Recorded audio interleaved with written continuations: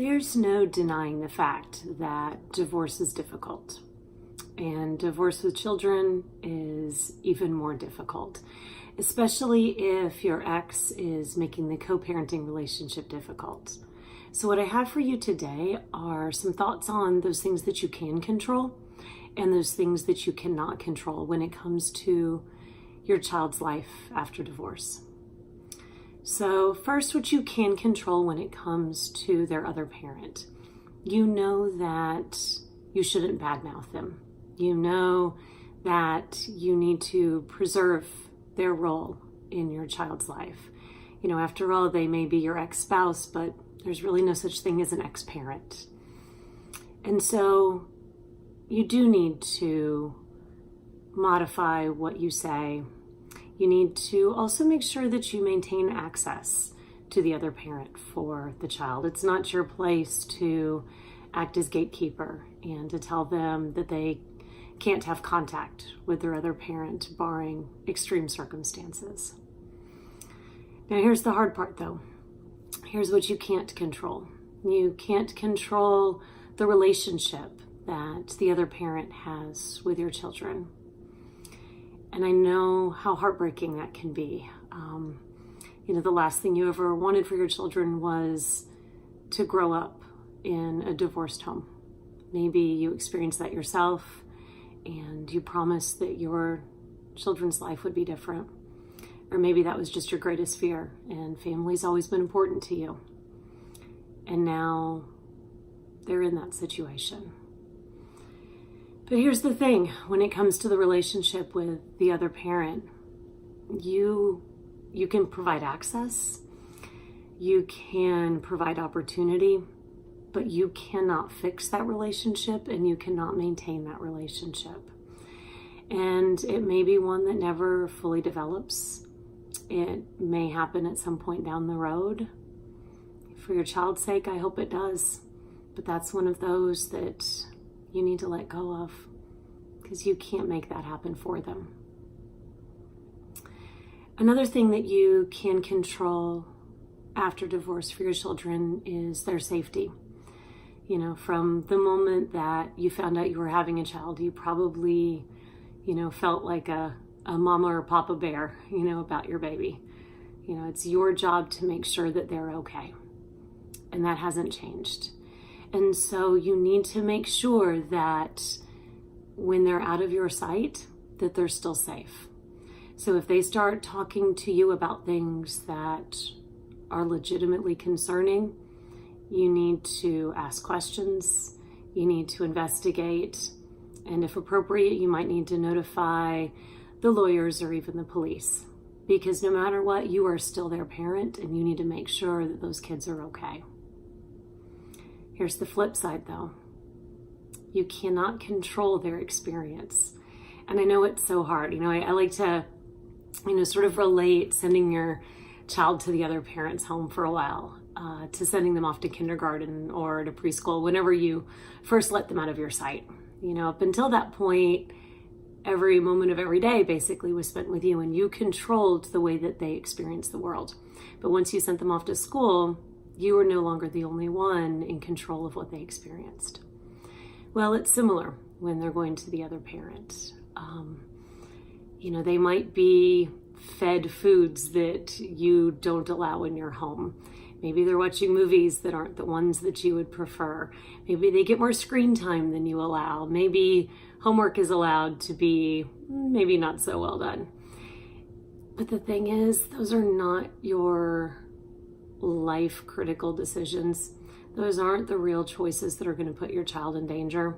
It's simply a difference in experience, and you cannot control all of those. I know it's hard.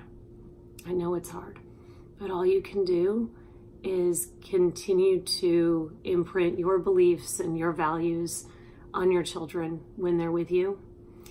And just like with everything else, you have to give them the space to make choices for their own. Another thing that you can control is the attitude that you maintain towards your ex's future partners. I know that's hard. That's especially hard if this was a person that maybe was an affair partner prior to being in their life. And this is one of those where parents have to make sacrifices for their kids, because here's the fact of the matter. Unless that person is horrible, and I mean truly horrible, ultimately they're another adult that is in your child's life. And so it's important for you to control your attitude about that other person. You need to be able to give your children permission to accept that other adult, to bond with that other adult. And it's one of those, it's hard. I know it is, and it's not fair. But at the same time, ultimately, it's what's best for your kids. The more people they have in their corner, the better.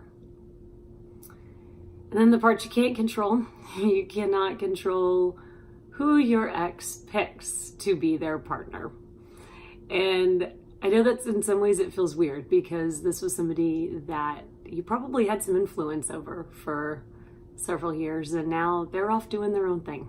And maybe they're not making such great choices.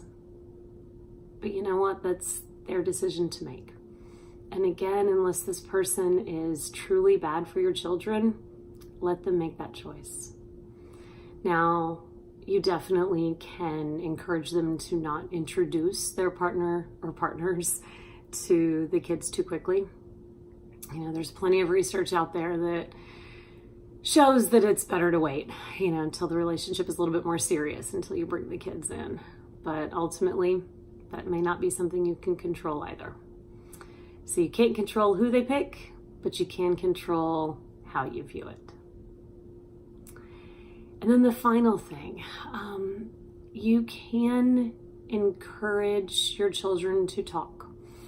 And you can make sure that they have access to other safe adults in their life that they can talk to about the divorce and about their struggles with, possibly split parenting and shared custody and, step parents and all of those things that come. And so part of your role is ensuring access to those safe adults, and then also helping your child understand who they can talk to and really those people that they shouldn't talk with. Because the thing with kids, depending upon how old they are, they might not want to open up to you. They might need somebody else in their life, and that's completely okay. Now, the parts you can't control is what they say. And I know that's hard, because especially if the divorce was difficult and, maybe one-sided, you want to be able to control that narrative. And it can be scary to think about your kids going out into the world and talking about it. But what they're ultimately going to be talking about is their experience. And for them, what they're perceiving is ultimately more important than what really happened. And let's be honest, they're not going to understand all the nuances of what happened with the adults. All they know is what it feels like from their side. So give them that access to people, and then let go to worrying about what they happen to say. It'll be okay.